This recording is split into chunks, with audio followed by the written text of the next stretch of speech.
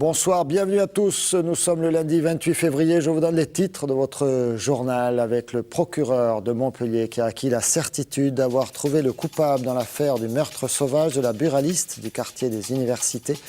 À Montpellier, c'était en août dernier.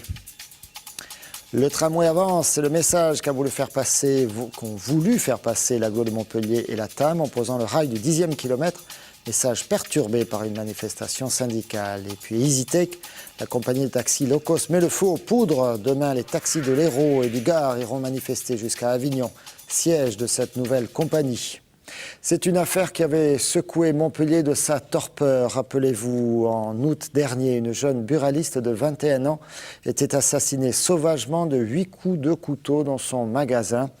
Quartier des Facultés. Après plusieurs fausses pistes, un suspect a finalement été interpellé et déféré au parquet ce week-end. Le mobile du crime serait tout simplement crapuleux, un larcin de 130 €. Jean Brun. Le matin du 8 août, un client de ce bureau de tabac découvre dans une mare de sang le corps sans vie de Ludmila, la fille des buralistes. Une fois encore, la minutie des prélèvements effectués le jour des faits aura permis au SRPJ de Montpellier de résoudre le meurtre de cette jeune fille de 21 ans, 6 mois après les faits. Les enquêteurs découvrent plusieurs traces d'ADN, notamment sur une casquette. Sur le dite casquette, on a retrouvé à la fois le sang de la victime et son ADN. On a également trouvé son ADN sur des tickets à gratter de la Française des Jeux, ainsi que sur l'étiquette autocollante qu'il avait collée sur la bouche de la victime après lui avoir porté 8 coups de couteau.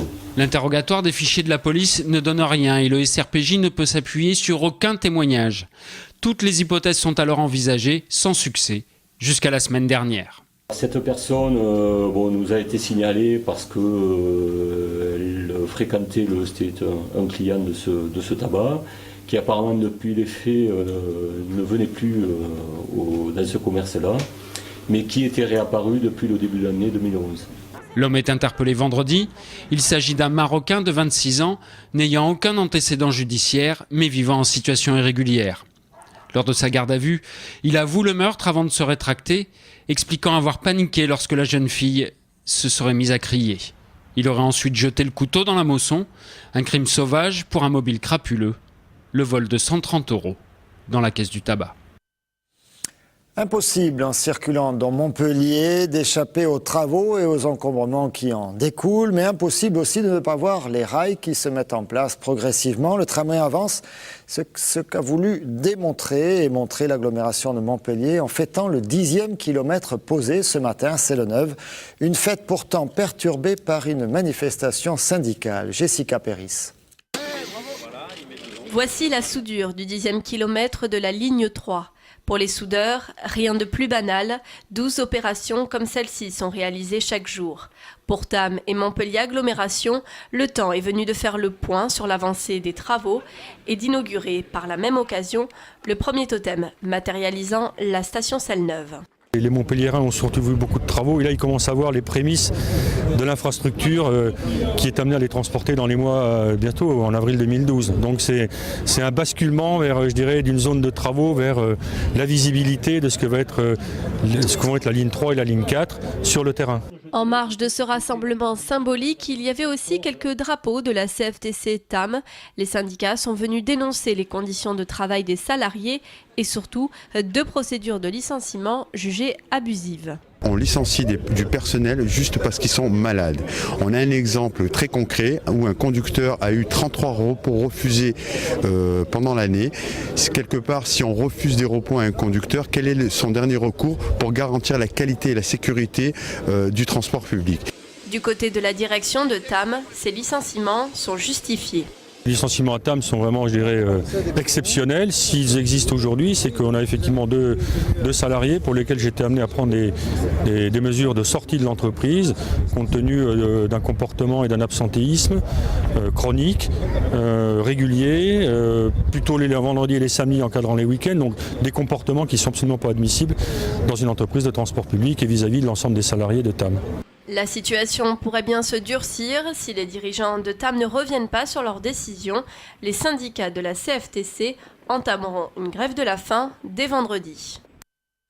Si le chômage a reculé en France au mois de janvier, selon le gouvernement, il a continué de progresser dans le département de l'Hérault sur la même période. La préfecture se mobilise et a présenté cet après-midi à Pesdas toute une série de mesures et de dispositifs, notamment en faveur des jeunes et de la formation en alternance. Nous aurons l'occasion de revenir dans le journal de demain sur la présentation de ces dispositifs. C'est un nouveau concept qui dérange. Une entreprise d'Avignon a lancé EasyTech, un transport de personnes à bas coût que les taxis considèrent comme une concurrence déloyale. Une manifestation est prévue demain au départ de Montpellier et Nîmes avec Avignon comme objectif. Explication du modèle EasyTech avec Nicolas Pachino. Permettre à leurs enfants en âge de sortie de rentrer dans les meilleures conditions avec un budget limité.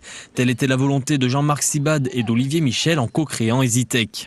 Un service de transport à la personne à bas coût qui est né à Avignon et qui en un an a déjà transporté plus de 70 000 personnes dont 17 000 de nuit. À la différence des taxis qui ont le droit de stationner sur des emplacements réservés, les transports EasyTech ne se font que sur réservation, internet ou téléphone. Une téléopératrice va prendre votre itinéraire en compte et elle va vous dire combien vous allez payer. Donc de 0 à 7 km, vous payez 7 €. Vous le savez à l'avance, il n'y a pas de surprise, il n'y a pas de compteur dans les voitures. Et voilà, donc un chauffeur vient vous chercher. Et de 7 à 15 km, il faut débourser 15 €, de 15 à 25 km, 25 € et jusqu'à 50 km, 35 €. Des coûts low cost qui sont en partie financés par la publicité sur le véhicule, mais également à l'intérieur. Tout est réalisé en interne, que ce soit la pose du covering, la création, le centre d'appel est en France, il est sur Avignon. Le service communication également, tout est réalisé en interne, ce qui fait qu'on peut être très réactif. Mais également au niveau social, on est 75 employés à ce jour, donc ce qui n'est pas négligeable. Une société de transport qui inquiète les artisans de taxi, qui y voient là une concurrence déloyale. Sur Avignon, le tribunal de grande instance a déjà tranché en faveur de la société EasyTech. Un appel sera rendu à Nîmes courant mars. Mais la société low cost n'atteindra pas cette échéance puisque dès la fin du mois de février, 20 véhicules seront en place pour desservir une zone de 50 km autour de Nîmes. À Montpellier, une franchise devrait également voir le jour. La société avignonnaise compte bien s'étendre sur tout le territoire français.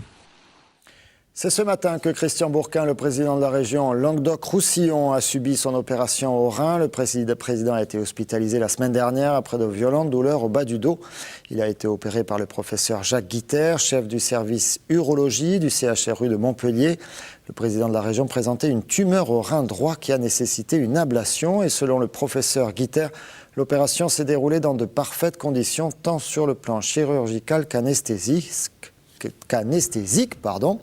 Durant 2 à 4 jours, Christian Bourquin sera hospitalisé dans l'unité de soins continus d'urologie. Il s'agit d'une règle habituelle pour les opérés du rein, a précisé le professeur Guiter. Il a aussi passé une période difficile côté santé, c'est notre Johnny Hallyday national. Enjoy a confirmé hier soir toutes les informations données d'ailleurs par le chanteur lui-même.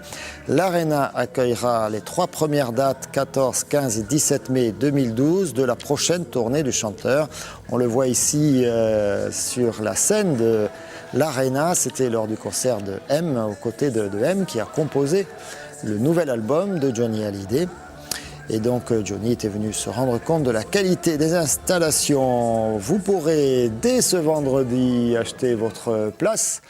Le 4 mars, ouverture des guichetteries, arena-montpellier.com ou encore les points de vente habituels. Et si François Barbance, sur le plateau de TV Sud, c'était mercredi dernier, n'avait pas encore voulu confirmer, cette fois, c'est fait et bien fait. Johnny Hallyday a précisé cet après-midi que ce ne serait pas forcément sa dernière tournée. L'Arena, décidément superstar avec cette belle victoire des handballeurs montpelliérains hier après-midi en Ligue des Champions face à Prešov. Le MHB l'emporte 40-25. La première place se jouera face à Veszprém, un club hongrois qui occupe la première place actuellement. Allez, Olivier Brachard nous parle de tout ça et de volleyball également. 40-25, le Montpellier Handball a dominé de la tête et des épaules l'équipe slovaque de Prešov. Un peu hésitant en début de match, les coéquipiers de Nikola Karabatic ont ensuite joué une partition quasi parfaite. Sans Guigou et Kavtichnik blessés, Onrubia, Karabatic ou Bojinovic ont donné le tempo. Montpellier mène largement et Canaillé peut lancer des jeunes dans le grand bain. Une première en Ligue des Champions pour Nicolas Zans, Marquez ou Arvin Béraud, auteur de 4 buts. Je suis aussi content qu'un petit jeune qui regarde le match et qui apprécie les grandes stars sur le terrain comme Nicolas. Et moi je suis pareil, quand je joue, j'ai le sourire et voilà. La première place du groupe se jouera dimanche face aux Hongrois de Veszprém. Montpellier s'était incliné d'1 but au match aller. Dans le derby du volleyball héroltais, c'est l'Arago de 7 qui est sorti vainqueur.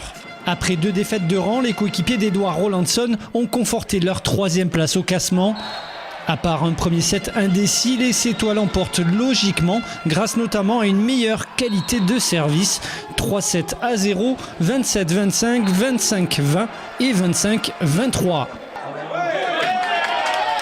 Enfin, quelques images de la Chistera à l'heure du match du tournoi Destination Angleterre-France. Toute la foule du bar, tenue par François Trinduc, avait les yeux tournés vers Twickenham. Le résultat, 17-9 pour les Anglais face aux coéquipiers du demi d'ouverture Montpellier-Rhin. Présent également quelques joueurs du MHR, dont notamment, vous l'aurez reconnu, Fulgence Ouedraogo, hélas pas sélectionné pour l'instant dans ce tournoi. Et François Trinduc a été touché au genou pendant ce match, mais ça ne devrait pas être trop grave. Et puis, autre information concernant le handball et l'Arena, toujours décidément. Le 16 mars prochain, il y aura la réception de Chambéry, le grand rival national du MAHB. Ce sera pour les quarts de finale de la Coupe de France. Allez, il est temps que je termine ce journal et que j'arrête de bafouiller. Merci à vous tous de l'avoir suivi. Merci de votre fidélité. Prochain rendez-vous avec l'information 12h30 demain, mardi, pour le Flash. Et puis 19h30 bien sûr pour le journal. Allez, très bonne soirée à tous.